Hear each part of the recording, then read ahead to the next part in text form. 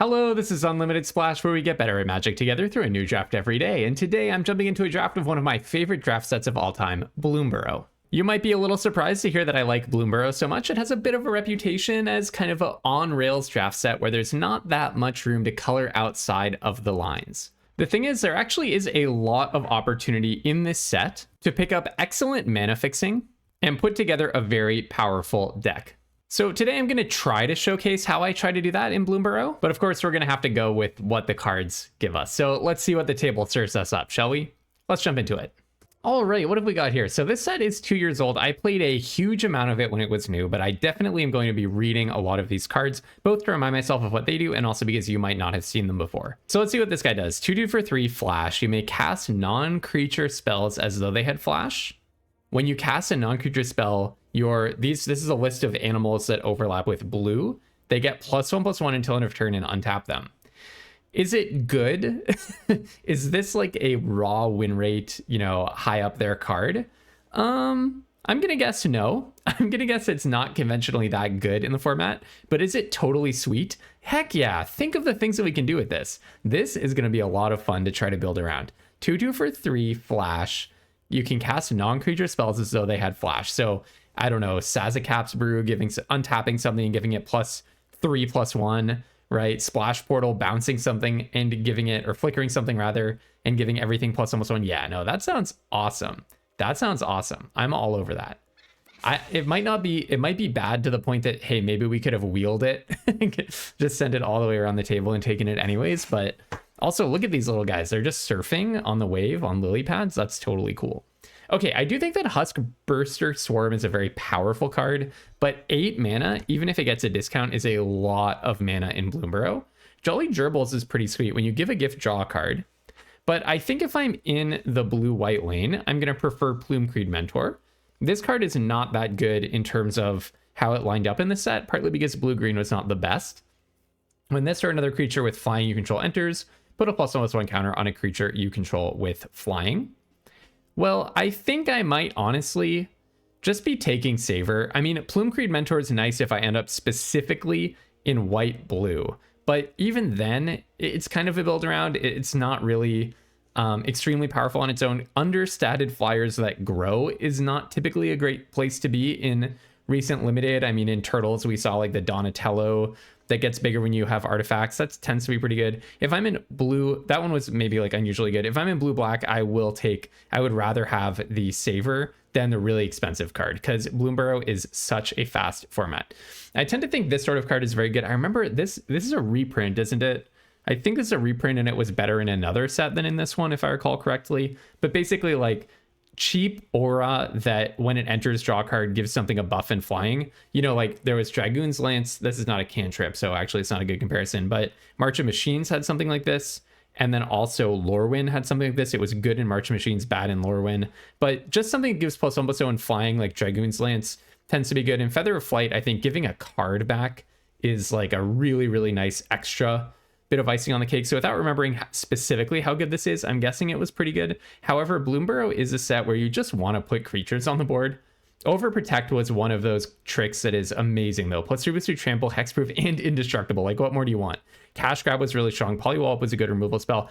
All in all, I'm going to go with Overprotect. I know this card was a blowout and a half. And I also have a strong bias towards wanting to draft frogs because I just love frogs. Okay, it is the myth and the legend, Rudy freaking Tooty. 3-tree Root Weaver. This is a 1/3 for 2, tap to add 1 mana of any color. If you watched my video yesterday, you know this is my favorite card in the format. This is the card that makes multicolor decks possible, because in Bloomburrow, your fixing needs to be a highly defensive card in order for you to stay alive. But it also increases you up to your 4-drop slot, skipping over the 3-drop. If you get a bunch of these guys, it is acceleration. It's a ramp piece. And so you can kind of recover from maybe tripping on mana a little bit or having less aggressive of a deck as your opponent by just jumping straight to your high impact cards. So this is not you should pick this in general, but this is how I do things. I do like the Daggerfang duo. 3-tree City is also fixing, but it's fixing specifically for an animal type.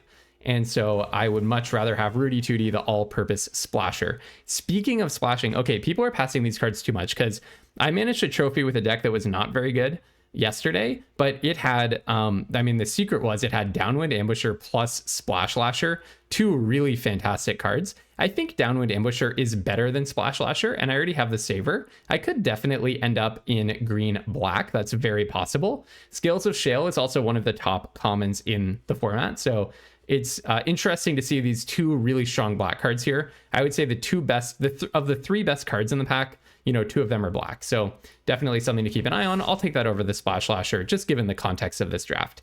Here, it's really interesting. So Heaped Harvest is where you don't want to be in terms of fixing. I don't know exactly what the win rate is on this card, but I can't imagine it's that amazing. I mean, not that Rudy Tooty has the highest win rate, but I'm staking a claim that Rudy Tooty just is where you want to be in terms of fixing. Some of the most fun I've had in this format is decks that have 3 or 4 of this guy, and you're just playing whatever anyone opened pack 2 and couldn't run because they're in a very specific narrow animal lane. Here, I think I'll take the slightly overstated 3-drop. This is just, I think, a pretty good card. I don't know, it's probably fine. I don't know how many raccoons I'm going to end up with. Maybe the best card in the pack is Crumb and Get It, actually. It probably is, but I haven't seen lots of inclinations that white is open, so I don't think that I'm supposed to go in that direction. And you know him, folks, the legend, Rudy Tooty here at pick 7. We are absolutely going for it. This is what I like to see in a Bloomburrow draft. In halfway through pack 1, I have 2 Rudy Tooties already. We're wheeling Polywallops. I mean, basically, we just get to play whatever we want to play at this point. Here, I'll definitely just take Calamitous Tide. Okay, we're going to be the dirtiest deck of all Bloomburrow. But seriously, just living in the Sultai space, getting to bounce people's stuff, barely surviving by the skin of my teeth. This is what gives me a rush in Bloomburrow. So definitely I'll take Calamitous Tide. The Valley Flightcaller can turn that into an instant speed bounce spell. Yeah, that sounds pretty sweet. Here, I think I'll take Hidden Grotto. Not that I'll need it with the number of Rudy Tooties I'm seeing, but we have no idea what mana we're going to be in. So I'll take that. I mean, Treetop Sentry is not very good.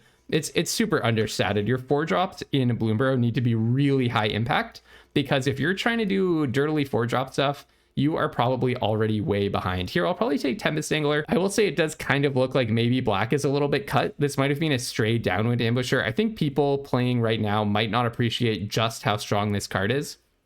I don't know, maybe I'm actually supposed to take Druid of the Spade or even Crumb and Get It, because that's just such a good card. But here I'll take Cash Grab. It's very possible that squirrels are going to be open from the left. And in fact, here we have a squirrels card.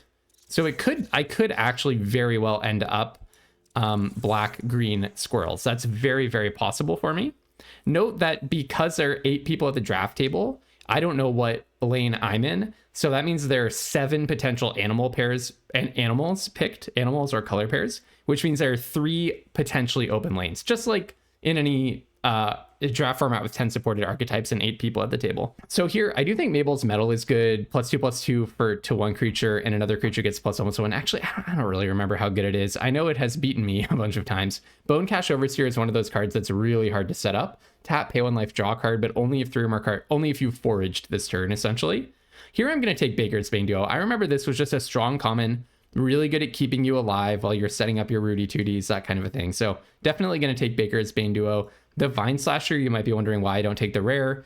It's fine, but it's a very, very, very aggressive card, right? This card is not a control card. This is a card that really wants to be in an aggro deck. So that's why I'm not taking that one right now.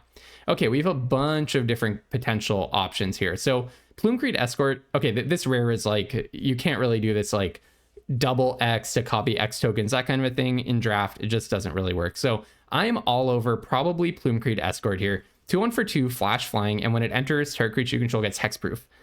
This can often blink a removal spell. It'll also often, I had this in my deck yesterday, and we just kind of cheated in a win by someone attacking with a reach creature when they didn't notice. They had revealed my hand and they didn't notice. I could just flash this in at the end of turn and attack for the 2 extra damage that I needed. So it can kind of sneakily do that kind of a thing. Flash and evasion is tricky like that. There's a lot of other good stuff in this pack, though. Carrot Cake is one of the top cards in the format. Food that makes a rabbit on entry and sacrifice. Sticky Tongue Sentinel has a really nice body. And Banishing Light, maybe not as good as you would think, just because in this set, going 1 for 1 when you're behind and not otherwise affecting the board, not too strong. I actually do wonder if I am supposed to be in white with the double Crumb and Get It's and the Jolly Gerbils here. It's very possible, but am I going to take a Vren the Relentless? Heck yeah. So 3/4 for 4, ward 2. If a creature an opponent controls would die, exile it instead. At the beginning of each end step, make X 1/1 black rat creature tokens with it gets +1/+1 for each other rat you control, where X is the number of creatures that were exiled under your opponent's control this turn. Which would be like, if their creature dies, you exile it. Then at your end step, you make a rat, and the rat gets +1/+1 for each of your other rats. Okay, anything else in the pack worth talking about? The Jolly Gerbils maybe is where I would be otherwise. But I mean, look, I have double Rudy Tooty. I have all this awesome kind of dirtily stuff going on. I do believe that somewhere in the Sultai space is quite open for me. So I'm just going to lean towards, let's do something cool. Also, hey, I love doing cool stuff. I love splashing around, messing around and finding out why I shouldn't have. So let's see if someone can show me why I shouldn't. Okay, Wake's Patrol, fantastic card. When it enters mill 3, when you do, target creature and opponent controls gets -X, where X is the greatest mana value among cards in your graveyard. So the way this works out is honestly basically 6 mana for a 5/3 destroy target creature. That's the kind of removal spell you want to be playing in Bloomburrow. Nocturnal Hunger, which just says destroy target creature, it affects the board by removing a creature, but this guy doubly affects the board. He comes down and kills something, right? That is the golden zone that you want to be in Bloomburrow, bar nothing. Okay, here I think I probably will take Splash Slasher. Bloomburrow is all about putting all of your resources on the board. Affect the board as much as you possibly can in this format, and as quickly as you possibly can. If you want to play 3 colors, you have to take cards that super affect the board. So this is another example. Splash Slasher locks something down or 2 things and puts 1 or 2 bodies on the board. A super board affecting card. The reason I'm taking it over Sticky Tongue Sentinel, usually I would take the Sentinel here actually, but with a double Rudy Tooty, and honestly, fingers crossed, I'm hoping to find a 3rd Rudy Tooty. I think 4 drops kind of become more like 3 drops. It's dangerous logic to take too far, but I think I can play a little bit higher on my curve, because that's what I gain for having the Rudy Tooties. What I lose for having them is they're horrible to draw in the late game. Okay, so here I'm probably going to take a Mind Spiral. You do have to be extremely, extremely careful with the number of non-creature spells that you play. But it's actually, maybe I'll take Bellowing Crier. I was going to say it's so much better than Bellowing Crier, but I don't even know. They're both not very they're both not very good cards. We're just seeing kind of a random white late, which makes me think it's more about people aren't exactly sure what's good in this set more than they are like not in white. So here I'm probably going to take Calamitous Tide. It does have double black pips, or rather double blue pips. But honestly, am I actually even green at this point? I think it's a fair question to ask. I may not actually even be green, because what's playing me into green? As much as I love Rudy Tooty, look, I've got Brambleguard Veteran is not really a pull into green. Cash Grab, Overprotect. I have pretty good green. It does seem that the person to my left decided to be green, even though I was cutting it. So makes me a little grumpy, but that's how that goes. So probably the Root Weaver over, or probably the Treetop Sentries over Shore Up, on the theory that I'm likely green. I guess I could take, actually, it's going to be Scales of Shale, isn't it? This card's really good. Yeah, I'll take this. It's just the best card in the pack. I think it's better than that uncommon that like exile stuff from your graveyard. I do think Glide Dive Duo is perfectly fine. Lilypad Village is like a little bit hard to activate. It's just kind of too slow for this deck. It makes your mana worse. But Glide Dive Duo is really strong. Well, it's not really strong, but it's like it's impactful when it hits the board. Let me put it that way. 3/3 for 3, 3/3 for 5, flying that drains them for 2. It can take over a game. Stargaze can kind of Stargaze is like not the way that you want to be getting card advantage in this set. Let's just put it that way. Again, cards that don't affect the board. Wow, last pick Sticky Tongue Sentinel. It's not like this card's a mega bomb, but it's perfectly respectable. Okay, I think this card was bonkers, but I don't think I can possibly support it. When it becomes a target of a spell or ability you control for the first time each turn, look at the top 5 cards of your library. Yeah, well, I would be splashing into white to be able to make that happen. Note that I did not get a single other Rudy Tooty, so we're not like super messing around in terms of colors. It's possible that I just don't play blue. I guess I'm definitely not playing the Plume-Creed Escorts.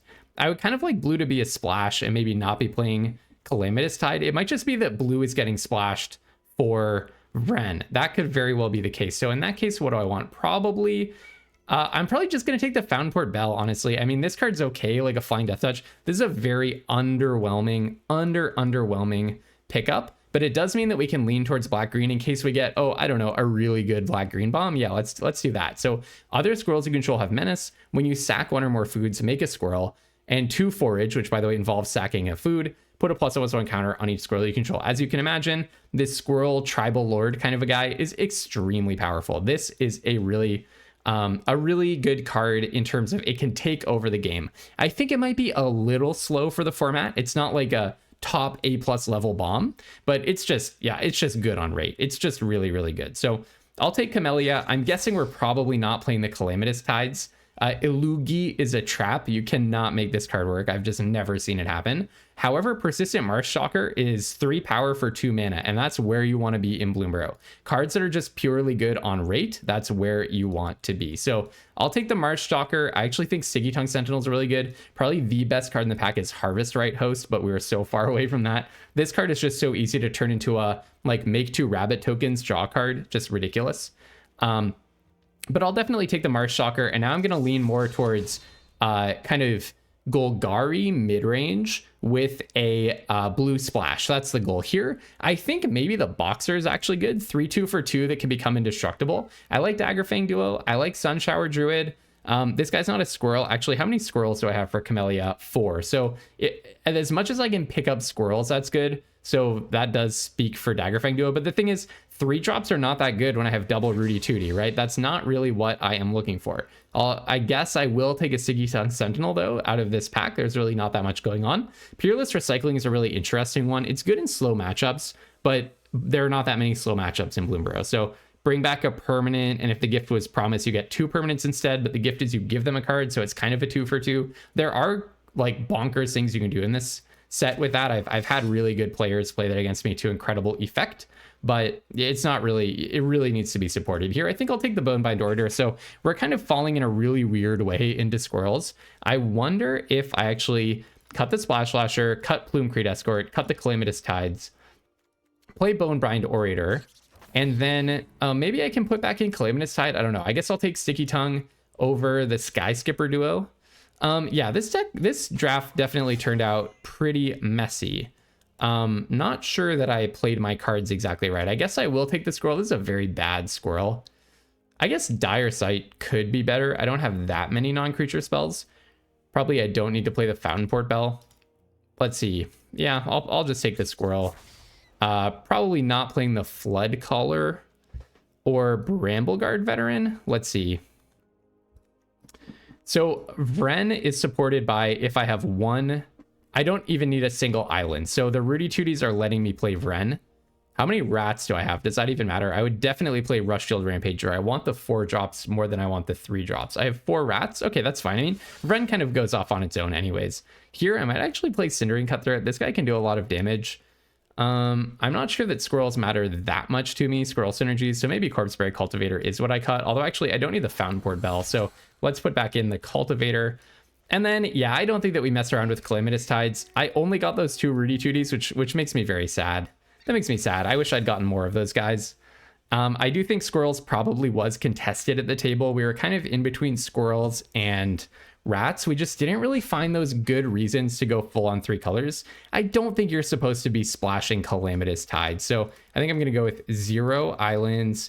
Vren is going to get played if we find Hidden Grotto or 3 Tree Root Weaver. That's fine. We have 3 ways of generating black pips. Yeah. So on the whole, I would say a little disappointing. We kind of ended up in a not very good Squirrels deck, basically. The 2 areas that help are having Camellia and Vren. So those are just 2 nice bombs for us. And I guess our plan is just to put stats on the table. I really would have liked some more powerful top end cards. Like another Wix Patrol or something would have been nice. But okay, well, let's see how it goes. All right, I think this is keepable. I didn't really show it in this draft, but I do believe I have a highly unusual take on Bloomburrow that at least back in the day gave me an edge. At the time that it came out, it was my highest win rate set. Oof, drawing 2 lands in a row when I'm already flooded is really bad. Yeah, it looks like the mirror match. Hopefully Scales of Shale can, pick something off for us here. Okay, so this is nice. So we have an extra land to spare when this comes down. Okay, I don't hate finding the Brambleguard Veteran. I might just straight up trade the Marsh Stalker, actually. Okay, they don't even want to. But yeah, if you do want to figure out how to do well in Bloomburrow and then Foundations. After that, do go ahead and subscribe and follow along with the channel. I try to be really transparent in all of my thinking, show you a lot of runs that don't go very well, as well as the runs that do go well. And we're just building a community of limited improvers who are all getting better together. And to that end, if you're already subscribed, you can also join our Discord server, which I have an invite link to in the link below. Totally free space where we all talk about and get better at limited together. All right, down comes Intimidator. So I'm just going to choose to lose 3 life. No reason to pitch a card or anything else. That's perfectly fine. No attacks from them is nice to see. So I can give all my raccoons +1/+1. Doesn't sound too interesting to me. I do not have the benefit of affinity here. Okay, so this is when you attack with 1 or more rats. Right, how many rats do I have? I feel like I'm just going to let this happen. I think I have like 6 rats or something. Also, I do have the Bonebind Orator. So I was gonna say technically, I guess it would have been better to attack with to play the Rush Shield Rampager before attacks, but I didn't want them to get to double block my Brambleguard Veteran and kill it. I think it's a nice one to have. So here I can just empty my hand, right? Land, Bonebind Orator, Scales of Shale, and then even if I don't find any rats, I can always bring back the Persistent Marshstalker with the Bonebind Orator when that eventually dies. Okay, this is not a good card. I cannot forage, so there's no reason for me to play anything before combat, right? I need another card in the bin. Yeah. Okay. So in with both. Oh, I guess, you know, actually, I did scrub, didn't I? Because if I had played my stuff before combat, I would have expended 4 and gained an extra life and dealt an extra 2 damage. So really bad play for me. That just purely came from I haven't played with these cards in a year and a half. So that was really bad. That's a reason to start spending mana before combat. A lesson to all of you fine folks. I waste my gems so you don't have to. Another extra damage would be big game here. 9 is very different from 10 life in this situation. I bet this is going to come down to the very fine points of life. All right, I'll obviously just take that. Absolutely no reason not to.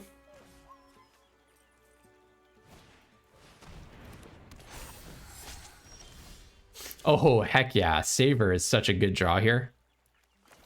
So attack with...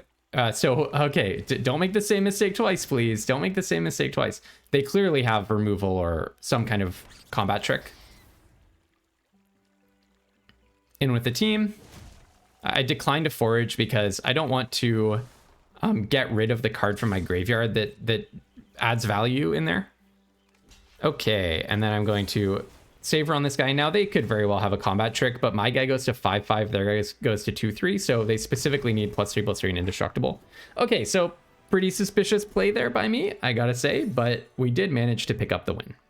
1-0, on to the next one. Okay, this is such a funny hand. I guess this is on me for my curve having only 3 drops, but okay. Yeah, I mean, clearly I keep this. Maybe hitting Grotto and try to find a 2-drop. I believe we're playing against a half cow, half bear, a Bove Ursine. All right, they took a mulligan, choosing which card to put back. They're thinking hard on this decision. I think their cow half is arguing with their bear half about which card to keep. Okay, I'm going to start out with, I don't have any double pips on turn 1. I think that's an amazing draw. That is an amazing draw. By the way, Sticky Tongue Sentinel can bounce this guy for value. Right, you play the Baker's Bane duo, play the Sentinel, play it again, get another food. That sets up your foraging, right? I can start sacrificing more foods to Camellia. Yeah, that's not Camellia, Baker's Bane duo. That's exactly where I'm headed with this. So I want to play Camellia on turn 5, probably. I think I want to play Camellia on turn 5. Saver is such a nice draw as well.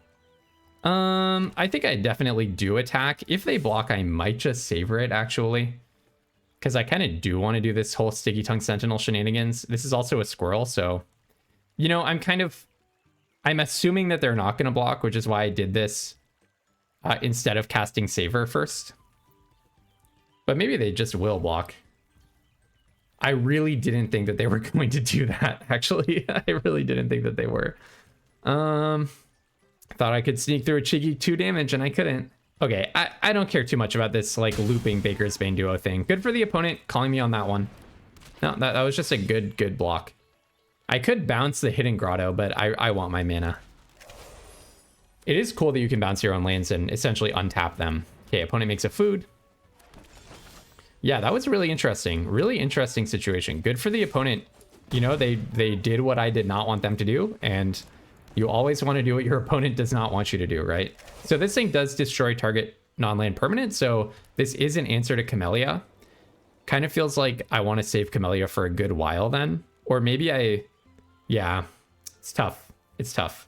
I mean, I could just play Camellia next turn, pop the food, make a 1/1 and essentially making a 2/2. But then the share pot can kill Camellia on the following turn. Seems really bad. I do wonder what their other color is. Oh, it's a green. Okay. So I really want to bait them into killing something that's not Camellia with the share pot. That's really what I want to do. All right. Oh, Rudy Tooty. You are a person of class, my friend. You know what's up. You know the best cards to play. All right. In with both. Now they could have Crumb and Get It for my saver, but I think we're just going to pick up a free Rudy Tooty here. I mean, there is a question about, do I even spend the saver? Yeah, okay. Interesting. This opponent's playing really interestingly. They in neither case have they blocked the way that I would have blocked, which is like, doesn't mean that I'm right. Okay, now Camellia, if I play Camellia and pop it, I actually do get an extra counter out of that. Like, I get a counter on the Bonebind Orator. I kind of want to not play Camellia. Is that so wrong? I really want them to just Bumbleflowers, whatever. Bumbleflowers Sharepot. Oh, it's Moose. Oh, that's so annoying. Yeah, and Saver cannot touch that. Well, getting a 3/3 out of the Moose, you know, you could have got something better. But yeah, no, really well done by the opponent. I'm in a lot of trouble now. The Moose is freaking colossal. I guess I'm not going to bounce anything. Yeah, I was going to say maybe I just replay the Bonebind Orator, but that doesn't sound right. So 1, 2, 3, 4, 5, 6. So I could pop 2 foods if they don't keep up 5. Oh no, this activate only as a sorcery. So I could technically pop 2 foods if I get to Savor here to activate Camellia twice, and they cannot Bumbleflowers Sharepot on my turn. Okay, finally. Ugh, it's not even something that how did they know to do that? This is not even something that I can kill with Saver because they can just activate its ability. Yeah, that's really annoying. That's really annoying, right? I could have had 2 foods here, but for some reason they kept this up. They kept up 4 mana instead of just pumping it to get more damage in with the Moose. Oh, I think they're playing this really well. I'm not totally sure, but I think they're playing this really well. Let's see what they've got for me. I would love it if they would empty their hand, because that would mean that I could... Wow, this card is out of control. When it enters, exile a creature you control without flying, bring it back with a flying counter. So you can just get a flying Moose. Well, I'm pretty much screwed, right?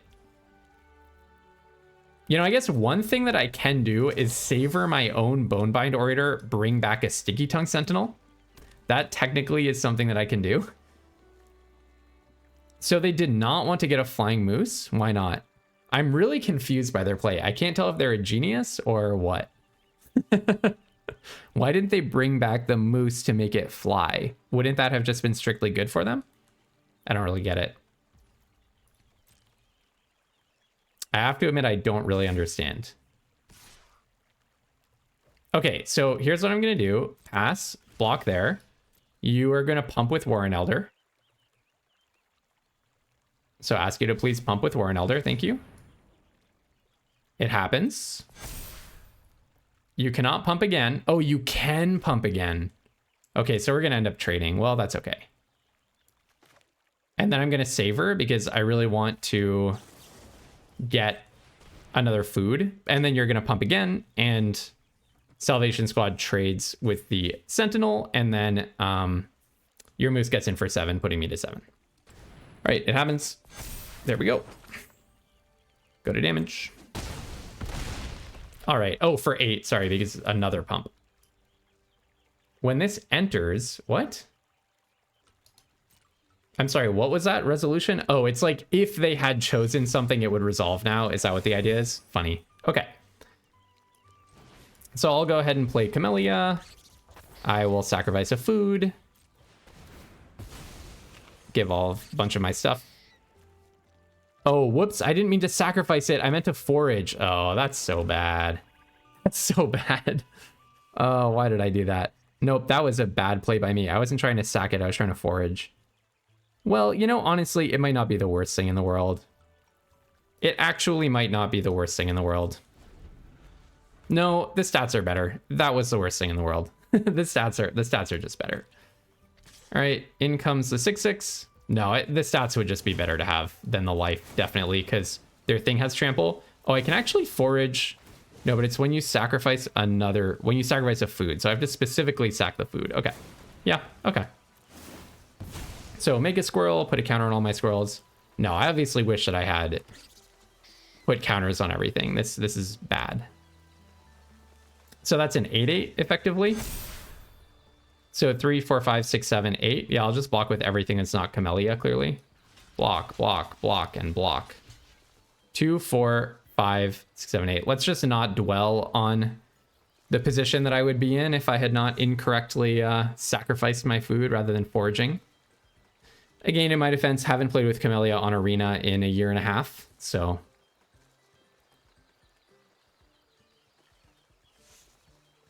Definitely a little bit of not being used to the set creeping into my gameplay here, for sure. All right, we're pumping, and then we're going to pump again, I assume. If we don't pump again, something's really bad for me. Well, I guess this is enough to kill 3, 4, 5, 6, 7, to kill the Bonebind Orator and the 2 Squirrel tokens. Okay, fair enough. We can just go to damage. All right. Now I have Orator in the bin. So I kind of want to just play Baker's Bane Duo. It lets me get a food and then sack the food. Sounds good. 1, 2, 3, 4, 5, 6, 7, 8. I have enough to do it, right? 6, 7, 8. Yep. I have enough mana to bring back Baker's Bane Duo, play it. Okay, Dagger Fang Duo is kind of interesting as well. It gives me more options and a Death Toucher. And it's also a squirrel. Okay, maybe that actually is better. Go ahead and play this. Maybe I'll mill something like incredibly awesome. Having the Death Toucher is nice. I mean, I guess Camellia would have given me a 2/2 because now they can destroy Camellia on my turn. Or end of the turn, so... But, you know, whatever. I mean, I can still, like, double forage, right? With Camellia. So, okay. And I have a Death Toucher. Yeah, okay. I don't hate it. I don't hate it. They're going to pop their food, it looks like. Sure, it's fine. Sure. Your turn. Play a Plains. Destroy Camellia, I assume. Destroy Dagger Fang Duo? Okay, destroy Camellia. In response, forage to put a counter on my squirrels. I'll just get rid of a Sticky Tongue Sentinel and a Swamp. Something like that.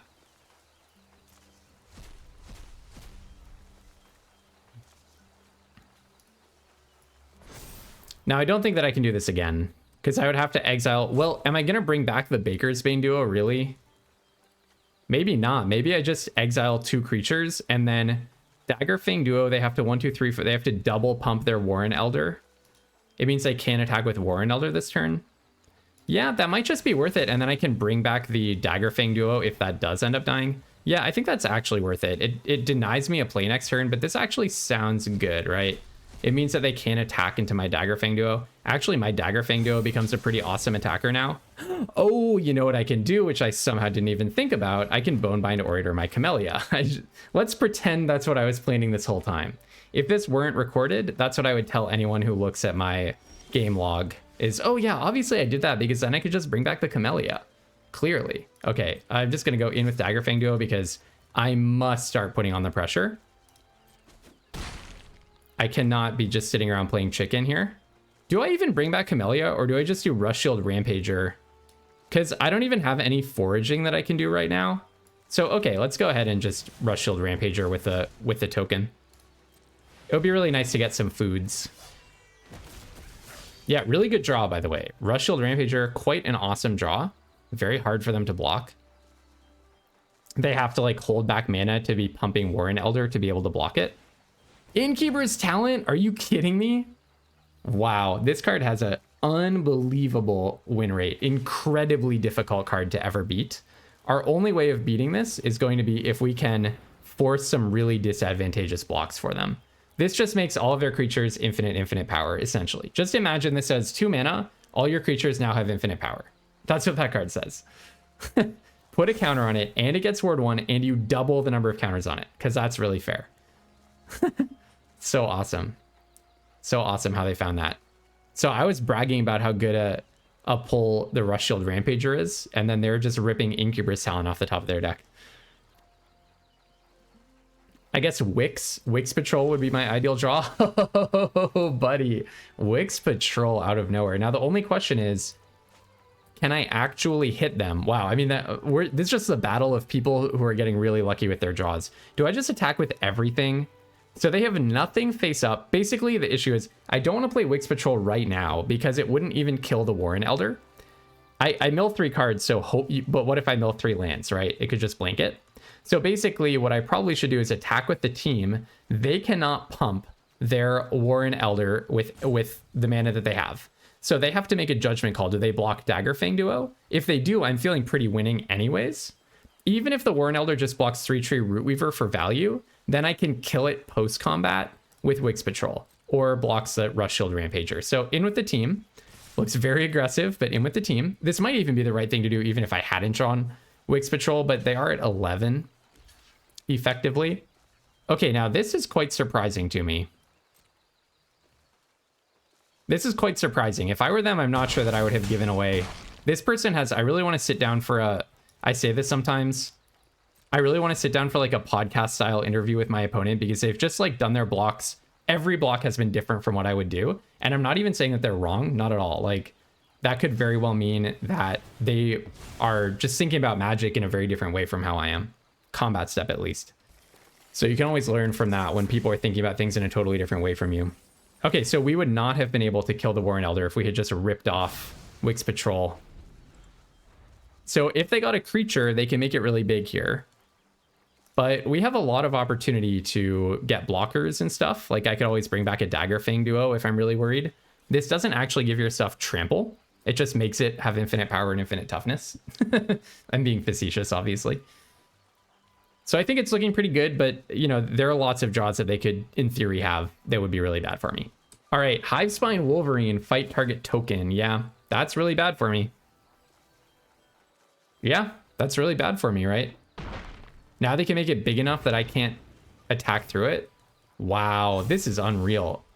I mean, all of us are having so much good luck, but that is another level of good luck, isn't it? Okay, so what I'm going to do, though, is I can play the Bark Knuckle Boxer. Can I also Bonebind Orator and bring something back? What I want to do is just attack with everything. They're going to block Wix Patrol, and then like every attacker is lethal. This does not have trample. So I just want to throw all of my material at this problem. I don't even think I bring back Camellia. So I don't have squirrels. If I could bring back Camellia, maybe I could do something with putting counters on my squirrels, but... And does anyone... Oh, I do have a rat. So you come back tapped and attacking. Okay, so I actually have lethal, don't I? When you attack with... No, because I'm 1 short of having 7 in my graveyard. Oh, that's so painful. That's so painful. Okay, I think I go in with the team, yeah, because that means that next turn I can bring something back, tapped and attacking. Although, no, I don't have a rat to attack with anymore. But hey, maybe next turn I will. And then I'll go ahead and play... I guess I could Bonebind Orator. Yeah, so I won't be able to actually play anything. So let's just get the Death Toucher from the bin as my blocker. I think that sounds good. Get the Death Toucher, play it as my blocker. It also mills too, so it gets me...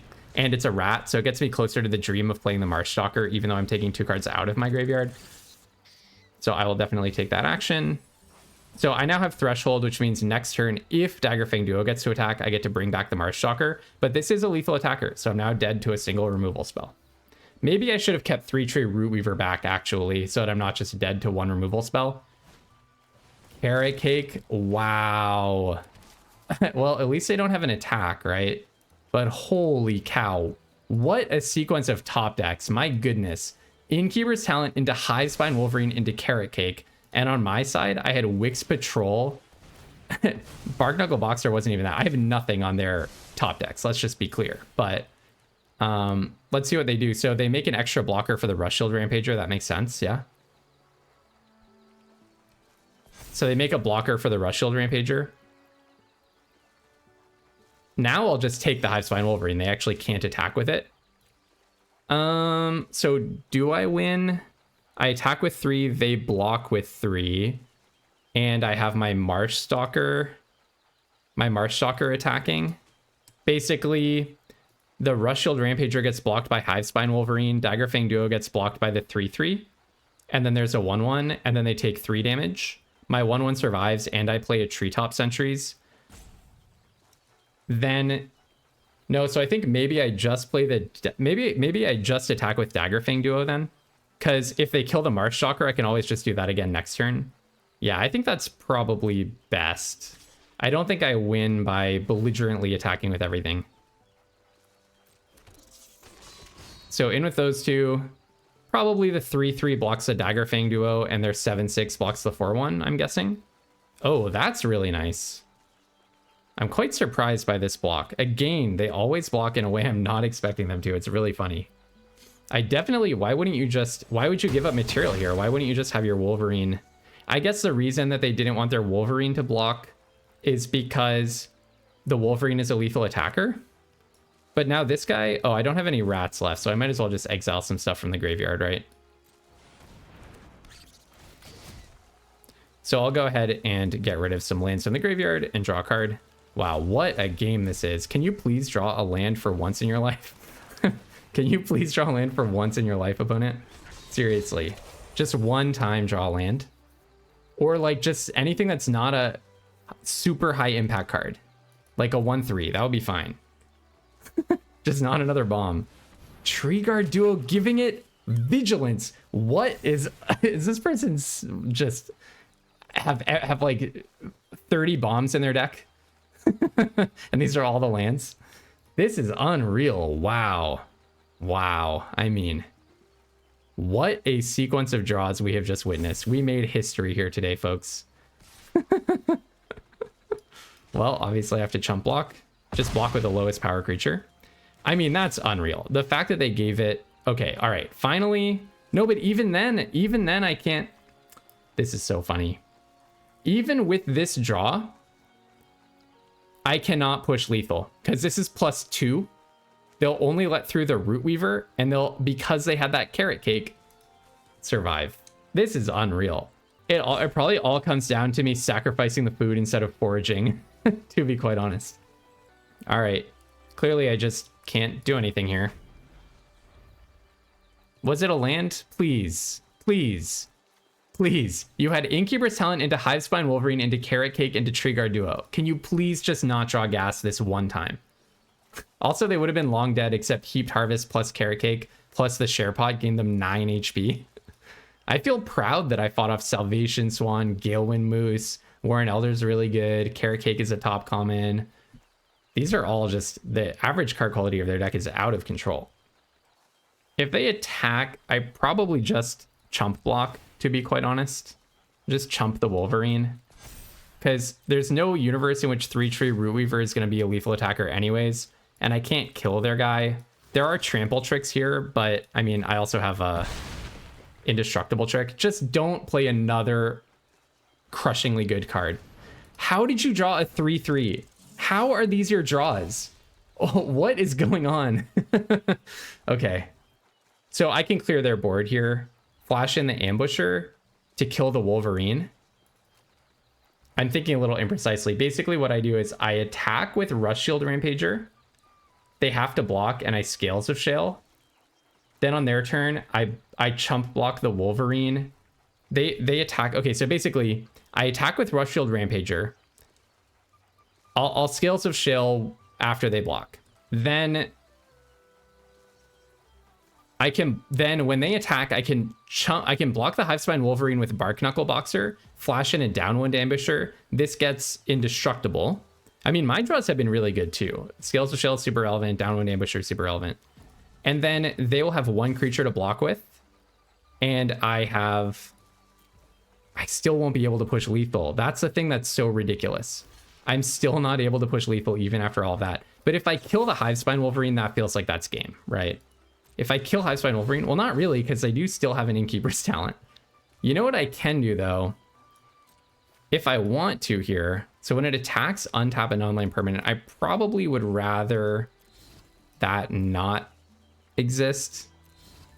No, it doesn't really matter, probably, because next turn, yeah, I think the 4 toughness is probably more relevant. Because next turn, I'm hopefully just killing the Wolverine. The other thing I could do is just kill the players here. But then if they draw any creature, you know, they know what's coming. And this guy only has Ward 1, right? Only. Now I'm at 15, right? That feels a lot more secure, although a single hit from a Hivespine Wolverine is going to get me. Another super combat relevant creature. Wow. The top of their deck was just gas on gas on gas on gas. Unreal. Unreal. If they just attack with the players, I'll take it. But I assume they're attacking with both here. Okay, this is good. This is what I'm looking for. Resolve. I still don't win though, right? So pass to blockers. Block this one. Oh, you know what? My boxer has to die, actually. Kind of unfortunate. But don't I finally win now? If I can kill the Wolverine? I think so. So this thing has to deal damage to that. Okay, one blocker. That's fine. You do that. I think I finally win now. Looks like it. Okay, I take 5. Okay, oh my goodness. What a game. End of your turn. Flash in this guy. I mean, my top decks have been great too. I cannot lie. It's just that, like, I feel like I was ahead. I was definitely ahead before Innkeeper's Talent came down. So I was ahead, and then, you know, it's just been like getting behind, then my draw catches me up a little, getting behind, then my draw catches me up a little. But I think I win now, right? So I have 2 4-power attackers. They can only block 1. Pretty simple. And then I get more gas. Yeah, I can't complain too much. So you can block the skunk, or you can increase your guy and you can block the rampager. Wow, good game, Boversign. Again, I want to sit down with them and have a little podcast episode about how they think about Magic, because, no, I mean, hey, they clearly played really well. We got into a super tight situation, and I would have made a lot of different decisions that maybe would have been worse. So, GG, Cowbear. We are 2-0. On to the next one. All right. At some point, I mean, I probably have to mulligan this, right? Well, I guess not, because I've hidden Grotto in early interaction. Very bad hand, very sketchy, but hopefully I find something to do early on. Yep, that's actually good enough, right? Now I have turn 2 interaction, and then I can play this turn 3, and then I have that 5-drop. You just need to be on the board early in this format. So I actually do play the Swamp first. Oh, so it's actually not a turn 3 play. No, maybe I should have even put it in the bin. I don't think so. Or maybe I should not have played this Saver land, the black. That's actually really subtle. I'm not sure. But anyways, you need to be really fast in the set. So this is a very sketchy hand. And I was going to say, like, sooner or later, the magic is going to run out, because I actually don't think that my deck is very good at all. I'm going to be happy with, like, a... I mean, 4-3. I would be very happy with a 4-3 result, to be honest. Yeah, so Saver was clearly the right decision. This guy, as you saw last game, can be pretty out of control. It can just absolutely run you over.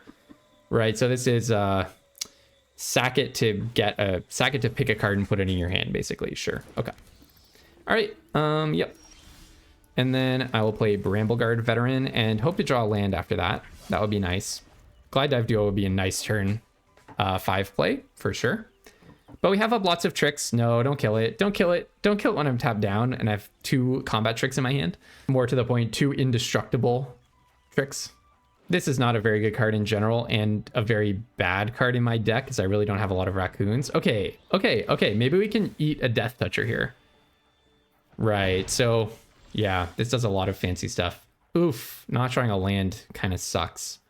All right, well, I'll definitely just attack here, hoping that they block, but I don't know if they will. But I really like the reach creature. That's good, right? And then what I'm going to do with the Sticky Tongue Sentinel, tap Hidden Grotto, Swamp, and a Forest, bounce Hidden Grotto, replay it, right? And then I'm holding up Overprotect. And this guy has a reach. So now we're going to see, and the auto tapper has it right. Now we're going to see the magic of the Sticky Tongue, right?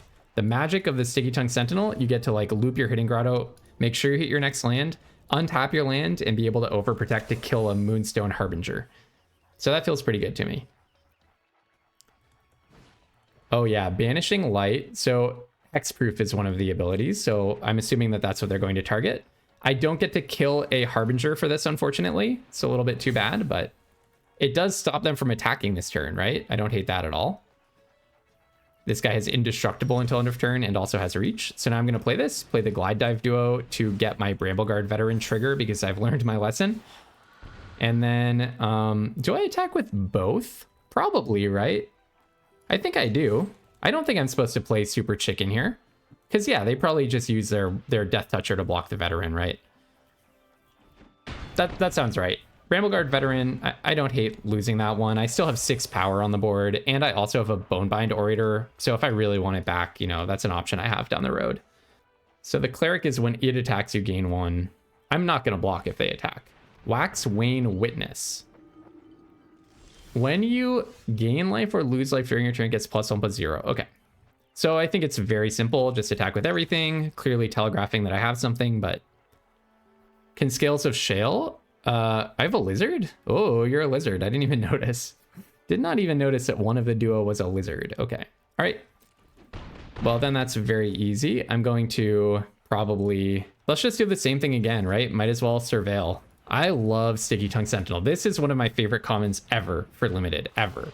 Not just in the set, ever.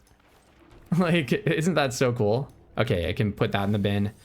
And then, do I keep up Scales of Shale? No, I really want to use that offensively. I just want to put stats on the board. This guy does have Vigilance. But I'm assuming that they're in a defensive frame of mind. Okay, they have some kind of silly cycles going on here. Like, when a creature enters, you gain 1... Okay, no, they have nothing that triggers when you gain 1. Oh, yeah, this thing will get +1/+0. Sure. That happens. That happens. Okay, I think it's very simple. I think I just go in... I mean, I kind of want to play the Sentries and just try to draw land, but that's clearly not correct. So I think I go in with...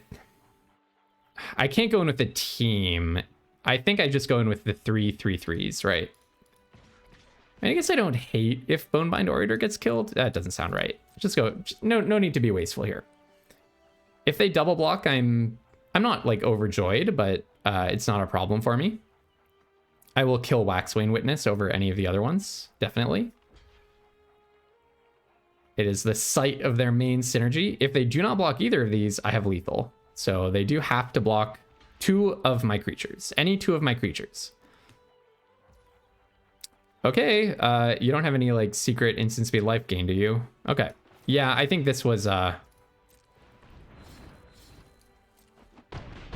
not the attack I would have made. Like, I was clearly representing that I had a combat trick. I'm in green and black, colors that are full of combat tricks. I had even showed a +3/+3 combat trick that game, so I think that was they should have been more conservative, in my opinion.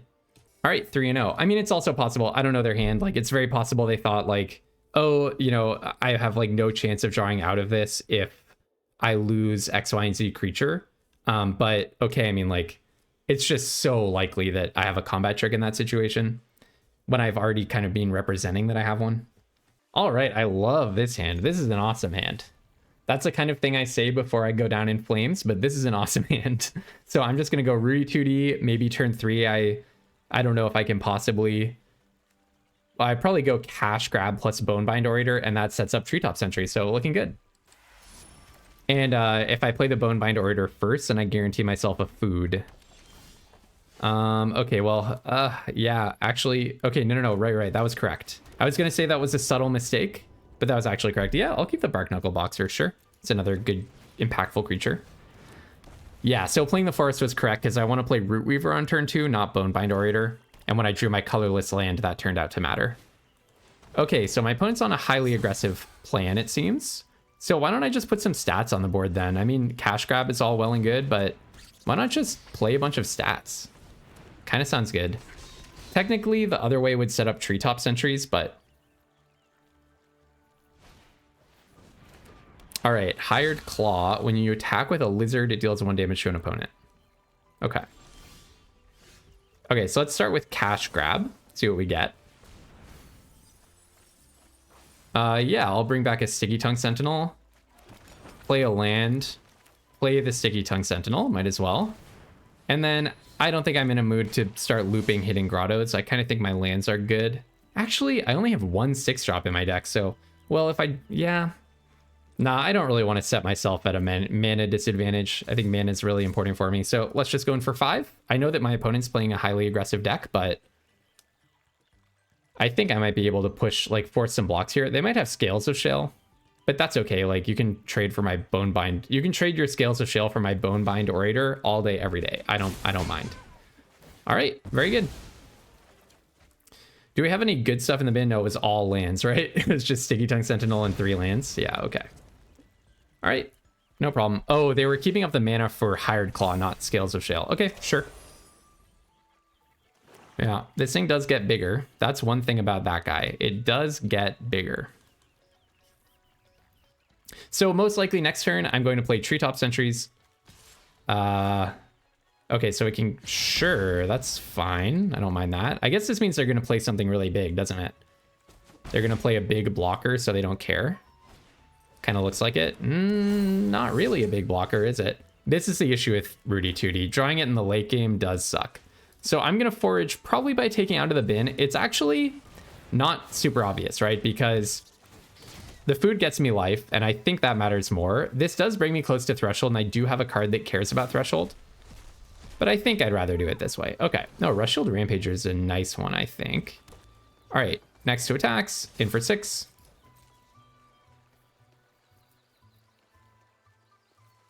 Then I'll play another Rudy Tooty, and then I can always block. I can always double block the Cindering Cutthroat, and I think I actually probably will. Well, they might actually just trade it for the Sentinel here.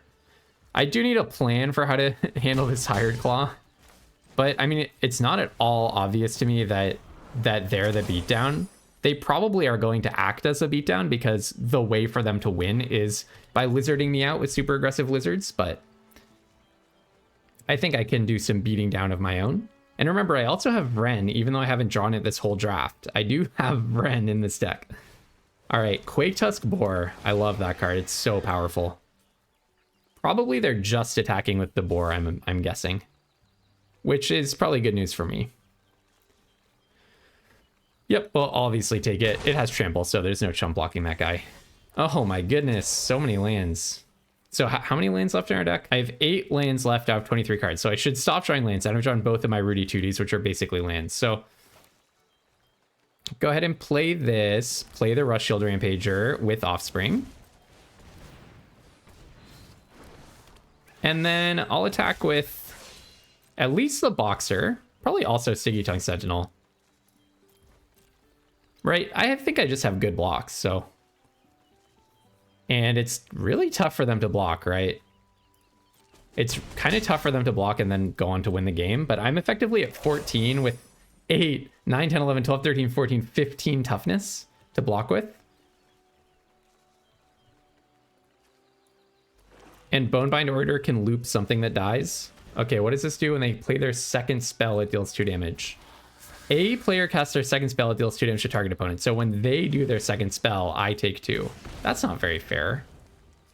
I don't think that's very fair of you. Seriously. That's unfair, actually. All right, your lizards get chunky. If you attack, I'll probably quadruple block the Boar. Put Rush Shield Rampager in front of the Cindering Cutthroat. Okay, I'll just pop the food at the end of your turn, for sure. Now, I don't really have attacks. Oh, hello, Wix Patrol. I love Wix Patrol. Kind of a tough one, though. Okay, well, I think I go ahead and play it. I don't think I'm going to do any shenanigans where I, like, throw away a creature. So let's land it. 1, 2, 3. No, Vren. Why, Vren? Why did it happen to you? Okay, but that was a good use of a Vren, wasn't it? And then... Let's see, what happens if I attack with everything? They would take 4. They would take 4 damage, right? Block, block, block. They take 4. And they have to block the Rush Shield Rampager, which means one of their creatures is guaranteed to die.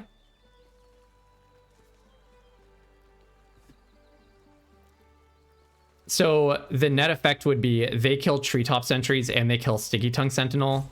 They take 4 going to 1. I think it's actually just safer to just attack with the 4/4.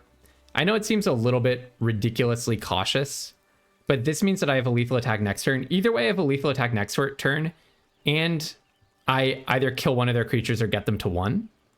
The only question is, like, do I throw away 2 cards to get them lower, right? This, I think, is looking good for me. Glide Dive Duo, that's a good one. It's possible I played this too conservatively, but I don't think so. I think this was the way to go. I think this was the way to go. Okay, you can put a counter on that, sure.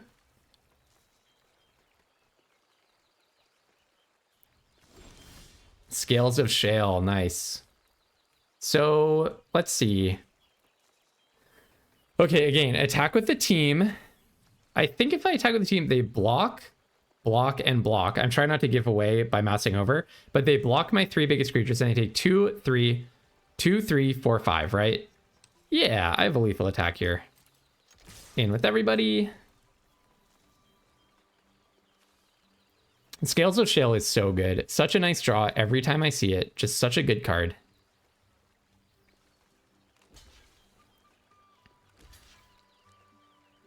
If the game were going longer, I could loop Heartborn Battler. There's no life gain anywhere here, right? 1, 2, 3, 4, 5, 6. Oh, I have even more than lethal.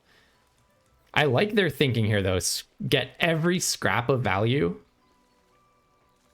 And get every scrap of value. So go to 1. Life is a resource. Just go down to 1 to get every scrap of value. But it was not to be, my friend. I would not have attacked if I didn't have lethal. All right, 4-0 with this pretty crappy Squirrels deck. I'm very happy with that. On to the next one. I'm just waiting for the other shoe to drop. Watch me just 0-3 from here, from 4-0. Let's go. Yeah, bit of a rough one. But the question is, like, can I draw a land in the top 2? I don't think the hand is very good even if I can. 3 3-drops and a card I can't cast because of mana. This strikes me as a much better hand. I think I'll put back the Treetop Sentries. Keep this, put back Treetop Sentries. That sounds good. I'm incentivized to Surveil because the Marsh Stalker wants me to have Threshold. Yeah, I don't think the second Sentinel is that great. Maybe that was a mistake. Maybe I should have kept that. The mana are also awkward because I don't have a swamp to play the Stalker turn 2. Waterspout Warden. Yeah, this card is pretty weak. Now I draw my swamp. Pretty weak, but it could end up being a problem for me, definitely. I'm not going to be looping Hidden Grottos here. I need all the mana I can get. So let's see. Oh, do you have a bite spell? Kind of looks like bite. No? Okay, interesting. All right, I'll take it. I take it. Yeah, I take it. I understand. I accept. I take it. Maybe I just drop the Marsh Stalker rather than holding up for Saver. I don't know. I don't really want to be overprotecting on an empty board. So yeah, maybe I do just play... I mean, I could also play a Downwind Ambusher, shrink their thing. I would feel safer about that if I also have Overprotect up, but the thing is that does cost 6 mana. They also are in counter colors. So okay, let's go ahead and just play the Marsh Stalker. I'll hold up Overprotect. I do wish that I had Saver up instead. I think if they attack, I might just block with the Marsh Stalker only. But I'm kind of hoping they just like bite here, do something like try to remove one of my creatures and I can Overprotect. I don't really care about getting rid of the Waterspout Wardens, to be honest. Or maybe they try to play a flyer. Okay, sure.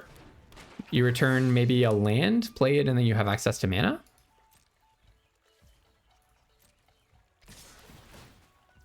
Okay, so for 1 blue, I don't think there's anything. For 1 blue, I just don't think there's anything that I need to play around. I appreciate them playing this before combat. so that I could confidently make this block. I'm not sure why they did that, but...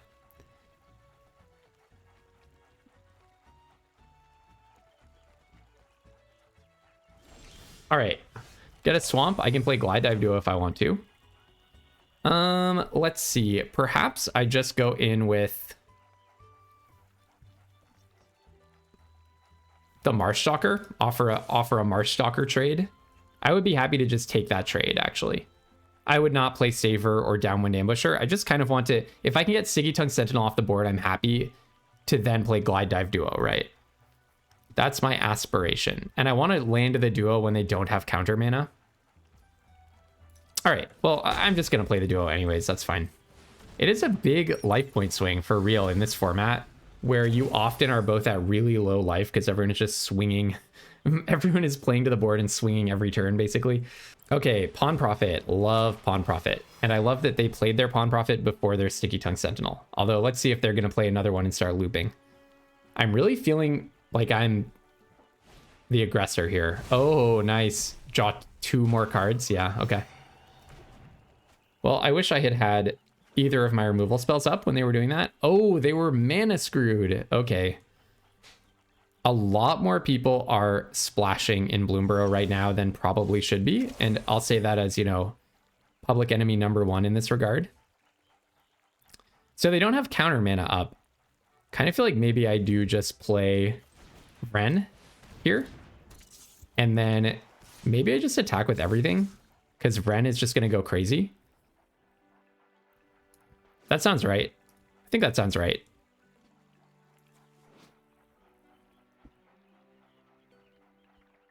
If they start blocking my stuff down, like, this is why Vren is so good. If they start blocking my stuff down, I'm just going to make a million giant rats.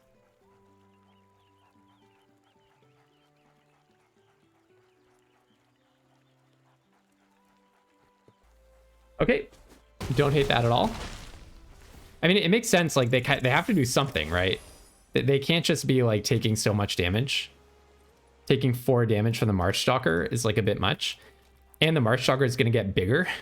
So Marshstalker is totally awesome with Vren, by the way. Maybe I should have prioritized it higher once I picked the Vren. I hope they don't remove my Vren. If they don't remove Vren, then we're off to the races because I can just start savoring their stuff. Like, it's going to be out of control. Oh, they have their very own Vren. Holy cow. Oh, wow. Oh, wow. Okay. Wow. I see how it is. I definitely just attack with both of my creatures, though. In with both. So if they block with Vren, they do have Ward 2. They do have Ward 2, so the Downwind Ambusher, I'm going to have to pay some costs. Okay, so here, I think I'm just going to savor their Sticky Tongue Sentinel, and hopefully we can get away. This is at the beginning of each end step, so they will get a rat. But I think that's going to be okay for me, because I'm going to get even more rats, right? So I guess maybe I Downwind Ambusher to shrink their Water Spout Warden, because it doesn't look like they have any interaction here. And then basically I'm killing all of their stuff, they're killing none of my stuff, and my rats are 4/4s now. That felt pretty punishing. I do wonder if they have some kind of... There's a 5 black board wipe, Season of Loss, or 2 black, 5 mana board wipe, Season of Loss. So they didn't represent enough black for that. Yeah, feels like I managed to play that pretty well, making it so that my Sticky Tongue Sentinel doesn't die, so that they don't get any rats out of the deal. We'll see. Heaped Harvest, so they do get to go to a higher life total. Do I just attack with everyone next turn? Probably. Probably. I don't know what they could have. I guess I had better think about that for a second. Yeah, I mean, so they're at 12. They would have to block all 3 rats, among other things, to not die, right? They're effectively at 12. They could have like Savor plus Crack-a-Food. That does not do it for them. I think we're in the clear. I'm not sure. I'm not super up on this format. There's the Downwind thingy, which would bounce super bounce one of my creatures. Dire Downdraft, yeah. I don't think you get out of it here. I don't think you get out of it here. You have to block all 3 of these plus everything else. You don't have 2 mana up to crack your Heap Harvest. Yeah, we got there. Nice, 5-0. Is my deck actually good? No, I don't think so. I don't think it's actually good. All right. I cannot believe this deck is going 5-0. That's unreal. All right, on to the next one. All right, you know who saves this hand?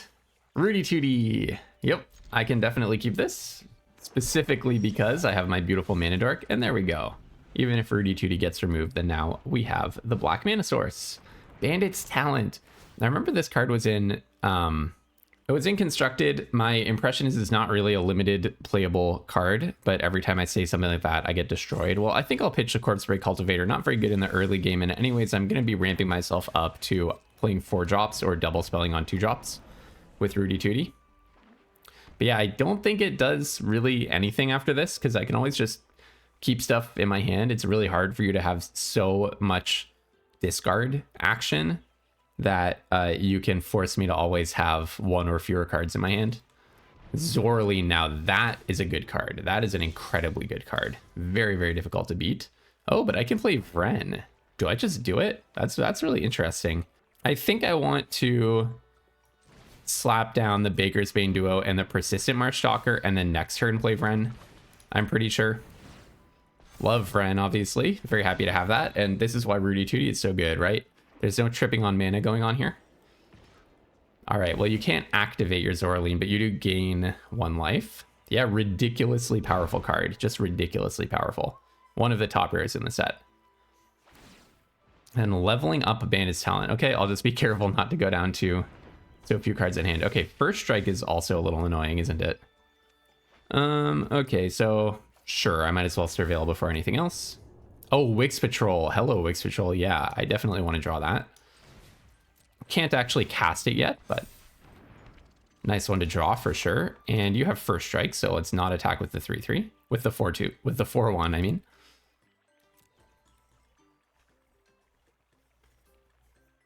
I'm sure they just take it, right? Now, I do really want another land for this Wix Patrol. What's happening? Hold on, what? Hold on, what? I'm sorry, what just happened? What am I? What? Wait, did they think maybe it would go to the bin and then they could bring it back or something?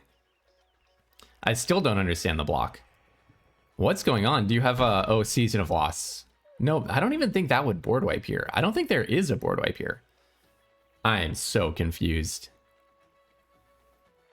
I have no idea what's happening. I have to admit it, everyone. I play a lot of Magic cards. I do not understand not just what's happening in this game, but I've seemed to be confused about how every single person is playing this whole event. Okay, Starfall Invocation. So there is a board wipe. No, that's frustrating. I forgot about that one. I was only thinking about the black board wipe.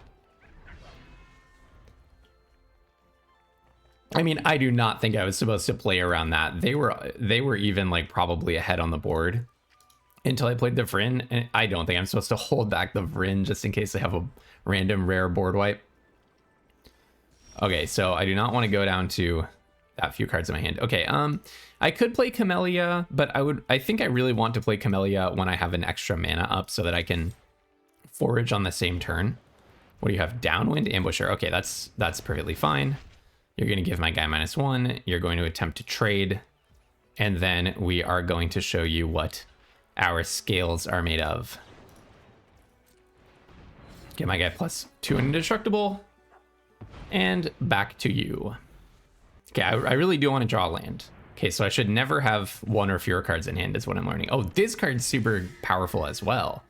When it or another creature you control with flying dies, return a creature with lesser mana value from your graveyard to the battlefield. Okay, well, this is not a situation where it's set up very well. Now, the only thing is, I do not want to go down to 1 card in hand. So I think I do just play Camellia and hold the land back at this point. Actually, maybe I actually do it the other way, play the land. Camellia is not really doing anything. I'm not going to attack with Camellia onto this battlefield, into the Jackdaw Savior, I don't think. Well, actually, Camellia does have Menace, though. Wow, top decking fell. All right, very nice opponent. Very, very well done. Thankfully, my hand is absolutely packed with action. I just need lands. Cash Grab is, I'll probably do the trick. So I think let's go for, so Cash Grab is going to put this into my hand. So I'll play Camellia. I mean, if we somehow, I don't even think it's possible for me to completely whiff with Cash Grab. So, okay, I can always get a land. That's actually just fine. I honestly don't hate that.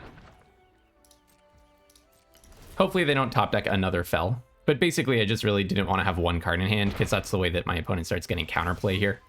Oh, Downwind Ambusher. No, that's pretty strong. So I'm going to go ahead and probably play the Swamp. And might as well attack with Camellia. And then I think on their turn, I'll just sacrifice the food. Yeah, that sounds good.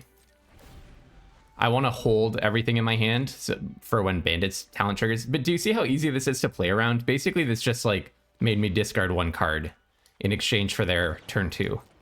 That's why I don't have a very high opinion of this. All right, hopefully can get rid of this when they can't bring anything back. Very nice. See what you've got. Oh my goodness. Well, I do have a Wix Patrol for that, but wow, their deck is totally sweet. Their deck is absolutely sweet. I think maybe I will actually just pop the food. I kind of do want the life points back. I think getting some density of squirrels is pretty good. Okay, now if I play Wix Patrol, they do get to draw a card. That's probably worth it for me, right? Nah, I really want to deny them resources, I would say. They can attack me with the Drift Gloom if they want to. Actually, next turn, yeah, it's kind of like the turn after it would almost be lethal. Like, I play Wix Patrol. Actually, if I play Wix Patrol here, this is 5. It's actually lethal, right? Because 9, 10, 11, 10, 11, 12. No, it's 1 away from being lethal. If I play Wix Patrol this turn, next turn, pop Camellia 3 times. So let's wait one more turn rather than just giving them a card back. Might be playing a little bit conservative, but I really don't want to give them extra value here. They might as well attack. Yep, that's right. That's fine. I have pretty good life. I'm at 14 effectively. All right, hitting Grotto. And the Bandit's talent is warping the game a little bit, but it would be better if it were just like a 3-3, right? That would be scarier to me. First, let's actually just attack and see if they have some trick in store for me. I'm not anticipating that they do, because every action they've taken makes sense without them having something fancy here. All right, mill some random stuff. Let's pop that Drift Gloom Coyote. Okay, please just don't have another board wipe. That would be frustrating. If you have another board wipe, that would be frustrating for me. This is a really good card, Starfall Invocation, just a Wrath of God. All right, folks. Wow, 6-0. Maybe my deck is better than I thought.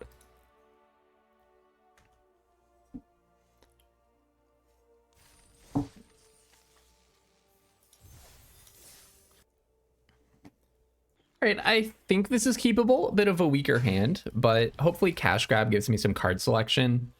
And I also have Savor for if I do fall behind early on, if I'm playing against a super aggro mouse deck or something. A mouse's deck? Yeah. Let's see. Thornfall Forager. Okay, well, now we're going to see why Savor is such a good card, right? Now we see why Savor is such a good card. That is getting insta-savored. Instantly savored.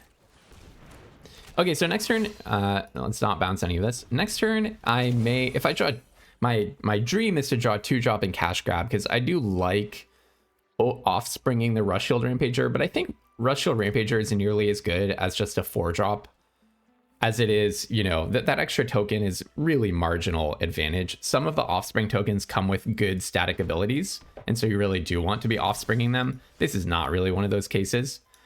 Okay, so I can get countered here. They could very well have a counter, but it's not like I'm counting on this Rush Shield Rampager to resolve. And yeah, it kind of just felt to me like maybe they just didn't have anything to do. Just purely based on intuition. Okay, Dream to Entrancer, one of my absolute favorite cards in the whole format. Absolutely love that card. Very grumpy that my opponent has access to it. Wow, what a series of cards to mill. But actually, I'm very happy that it locked down my creature, because I'd much rather they lock down my creature than draw 2. Having said that, the whole point of this card is that you flicker it. So now they can play, I don't know, Splash Portal, draw a card, lock something down, like lock down some silly little token that they have, and then draw 2 more cards, and you can really go off. Okay, Trigger Duo, sure. Yeah, these 3/4s are hurting me, aren't they? Well, easy enough to just take that. Okay, so let's start with a Treetop Sentries. I'll tap 1, 2, 3, 4 for that. Play this guy. I think I'll probably forage out of the bin. I mean, I do have the Marsh Stalker, but the foods are probably better than just these random lands in the bin. So forage those 3. Draw card. Glide Dive Duo does not help. Okay, I need a way to push through a 3-4. 2 3-4s. I need a way to push through double 3-4. Camellia. Camellia would do it. Vren would not even really do it. I guess Vren would make my Rush Shield Rampager really hard to block, though. Yeah, this is awkward. I mean, let's see. I've got Wix Patrol. I have got Vren, Camellia, Downwind Ambusher, Scales of Shale, Brambleguard Veteran, Overprotect. Okay, so, you know, I have some ways out of this, but wow, another 3-4. But no, I mean, this is really, this is an issue for me. The opponent just has a lot of stats in their deck. I'm just going to take it again. I know it's very conservative, but I have a 9 life waiting to be popped here, plus 2 life off the Glide Dive Duo. I don't really want to trade for the Dream Dew when it's at artificially massive stats. Oh, I guess I could bounce Treetop Sentries and recast it. That's kind of a thing. All right, I'll go ahead and just play this guy, I guess. A little unfortunately statted, but yeah, now do I save my foods for Camellia? I'm inclined to, if that's at all possible. Yeah, I think bouncing Treetop Sentries and recasting it is going to be the way to go. Because I really want to draw Vren, Camellia, Wix Patrol, you know, any of my ways out. Wix Patrol is not really a way out, but in theory it can kill 2 of their creatures. And I really would like to get this Dream Dew Entrancers off the board because it can be flickered as discussed. Okay. All right, no attacks.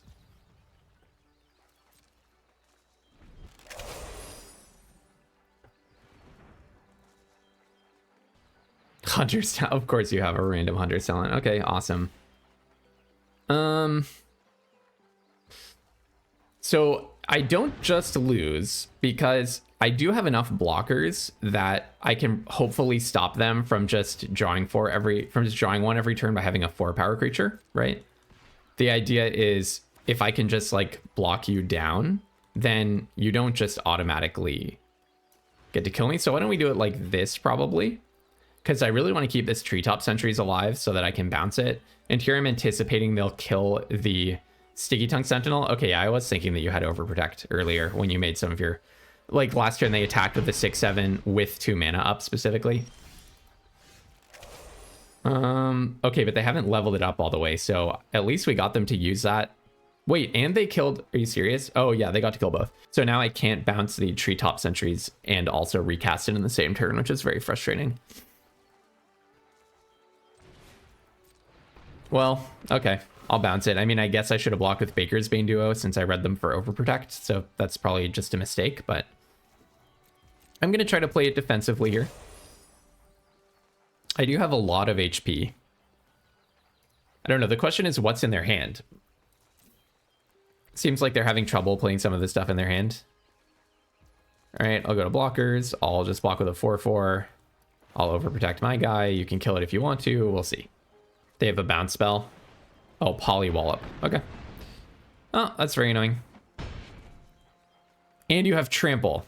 Hunter's Talent is just such a completely egregious card. Like, this card 100% completely won them this game, right?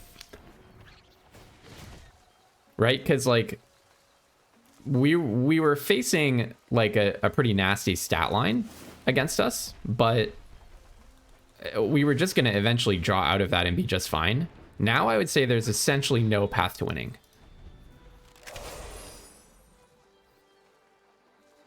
Every turn they draw a card and their whatever they attack with gets trample. So any removal or interaction spell or bounce spell. Okay, no, that's enough of that. I don't need to play against the double. Okay, everyone who's drafting Bloomburrow right now, please don't pass multiple Dream Dew Entrancers and Hunter's Talents to the Frogs player. All right, 2 more chances to trophy though. All right, I would say this is a better hand. Yeah, this is definitely a better hand. I mean, not really fast enough for the format. But, you know, I mean, Brambleguard Veteran has a reasonably large body, and we're kind of off to the races starting on turn 3, and we're on the play. So I'm not too concerned about getting run over, but we'll see. Oh, okay, now I'm pretty concerned about getting run over. All right, Lizard's deck did not have a turn 2 play at least. All right, down comes Brambleguard Veteran. Next turn, hopefully we can push some nice damage. All right, another mountain. Gonna kill my Brambleguard Veteran, it looks like. Or they're just reading it. Oh yes, it's this random card. Okay, sure. You may do that. All right, we'll go in with the Veteran. And then I'll just hold up Downwind Ambusher. It might be a little bit obvious, but no one's played this set in a year and a half, so hopefully they're not clocking it. Now, if they play a 1 toughness creature, I might just trade the Downwind Ambusher for the Battler and kill the 1 toughness creature. That's kind of my dream. If they just attack with the Battler... Okay, I was going to say, I think I will play the Downwind Ambusher, give that -1 and block, even though they could have, like, Scales of Shale. I think it's worth just asking them to have it. I love Heirloom Epic. I love this card. That's so funny. So they're playing a controlled Lizards deck, it looks like. A controlled Lizards deck that weirdly also punishes double spelling. Are you going to not attack? That would be really cool. I would super respect that if you didn't attack. No, okay. That would be so cool, though.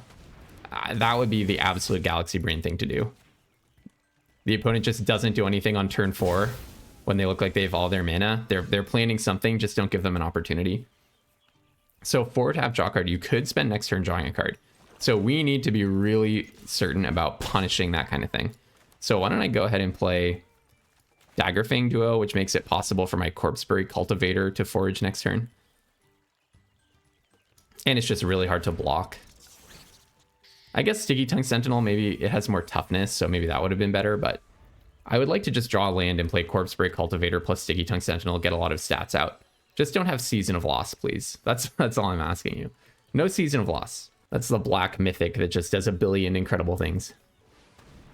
Agate Blade Assassin. I'm really interested in this Control Lizards deck. It looks like they are holding up to be able to activate their Heirloom Epic, which is so cool. I'm really jealous of them. I want to know like what their brew looks like. I'd love to see their deck list. Super cool. Control Lizards in Bloomburrow. That's awesome.